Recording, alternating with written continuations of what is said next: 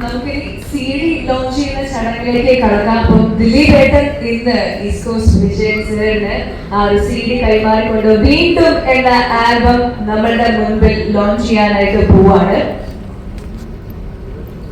എല്ലാവർക്കും ഒരു വലിയ കൈയടി കൊടുക്കാം. അങ്ങനെ 15 വർഷത്തിന് ശേഷമുള്ള ഈ ഒരു തിരിച്ചുവരവ്, ആ പ്രണയ ദിവസത്തിൽ തന്നെ ഈ ഒരു പ്രണയത്തിന്റെ തിരിച്ചുവരവ് നമുക്ക് ആഘോഷിക്കാനുള്ള ദിവസം കൂടിയാണ്.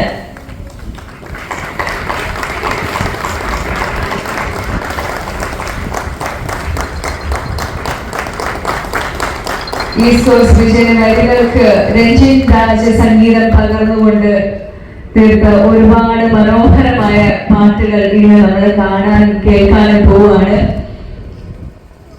അപ്പോ ഇനി ഈ ഒരു പ്രണയത്തിന്റെ തിരിച്ചുവരവ് നമ്മൾക്ക് ആഘോഷിക്കാം. എല്ലാവർക്കും നമസ്കാരം. Happy Valentine's day.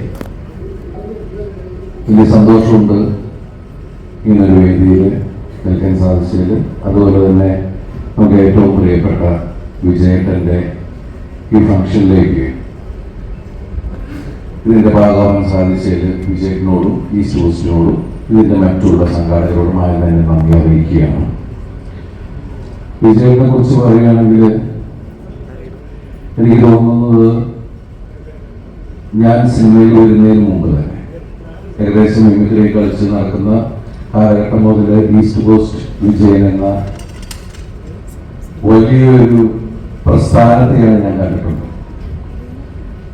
അന്ന് ഞാൻ അതിന് സിനിമയിൽ അസിസ്റ്റന്റ് ഡയറക്ടറായിട്ട് വന്ന സമയത്തൊക്കെയാണ് അദ്ദേഹം മമ്മൂക്കയെ വെച്ചിട്ടും ലാലേട്ടനൊക്കെ വെച്ചിട്ടൊക്കെ വലിയ വലിയ ഷോസ് ചെയ്യുന്ന ഒരാളായിട്ടാണ് ഞാൻ ആദ്യം ശ്രദ്ധിക്കുന്നത് തന്നെ.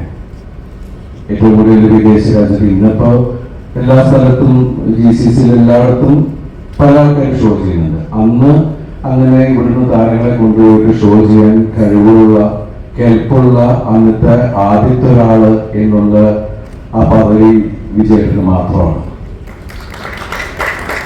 അന്ന് വിജയത്തിന് ശേഷം വിജയന്റെ കൂടെ ഉണ്ടായിരുന്ന കലാം സ്റ്റേജ് വഴിയാണ് പിന്നീട് വേറെ ഷോസ് ഒക്കെ ആയിട്ട് വരാൻ ഞാനൊക്കെ അദ്ദേഹത്തിന്റെ കൂടെ പോയിട്ടുണ്ട്. ഞാൻ വിജയത്തിന്റെ കൂടെ ഷോസിനൊന്നും പോയിട്ടില്ല. പക്ഷെ എന്താണെന്ന് അറിയില്ല, എന്തോ ഒരു ആത്മബന്ധം ഞങ്ങൾ അതിൽ ഉണ്ടായിട്ടുണ്ട്. അദ്ദേഹം എന്നെ വെച്ചൊരു സിനിമ നിർമ്മിച്ചതാണ്. നിങ്ങൾക്ക് എല്ലാവർക്കും അറിയാം, മൈ ബോസ് എന്ന് പറഞ്ഞ സിനിമ. എനിക്ക് വലിയൊരു വിജയം തന്ന ഒരു സിനിമ ആണ് ഈസ്റ്റ് കോസ്റ്റിന്റെ മൈ ബോസ്.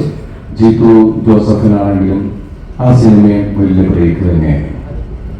ഇപ്പൊ ഞങ്ങളെ സംബന്ധിച്ച് അന്ന് മുതൽ വളരെ അടുത്ത ഒരു എത്രയോ കാലത്തെ പരിചയമുള്ള രീതിയിലുള്ള പെരുമാറ്റവും സ്നേഹവും ഒക്കെയാണ് വിജയേട്ടൻ നമ്മളോട് കാണിച്ചിട്ടുള്ളത്.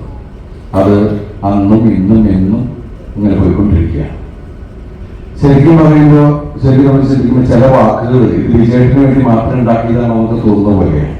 ഇവിടെ എഴുതിയിട്ടുണ്ട്, നിനക്കായി, ആദ്യമായി, സ്വന്തം, ഇനി എന്തും, ഇങ്ങനെ ഓരോ വേർഡുകൾ. ശരിക്കും പറഞ്ഞാൽ പ്രണയത്തിന്റെ വലിയൊരു ഹോൾസെയിൽ ഡീലർ പോലെയാണ് വിജയേട്ടനെ കാണുന്നത്. കാരണം ഈ മനുഷ്യൻ ഇത്രയധികം പ്രണയമുണ്ടു.